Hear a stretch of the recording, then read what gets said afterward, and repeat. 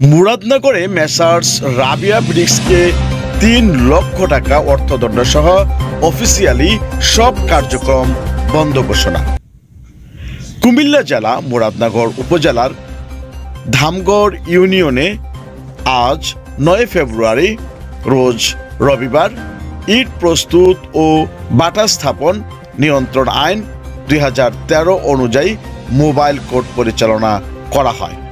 Mobile court পরিচালনা করেন মুরাদনগর উপজেলার সুযোগ্য উপজেলা সহকারী কমিশনার ভূমি মোহাম্মদ সাকিব হাসান খান। এ সময় মেসার্স রাবিয়া ব্রিক্স এর প্রয়োজনীয় কাগজপত্রাদি না থাকায় ৩ লক্ষ টাকা অর্থদণ্ড সহ অফিসিয়ালি সব কার্যক্রম বন্ধ ঘোষণা করা হয়।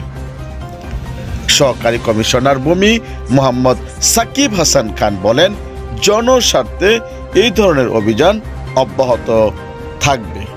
এ সময় আইনানুগ সহযোগিতা করেন মুরাদনগর থানা পুলিশ।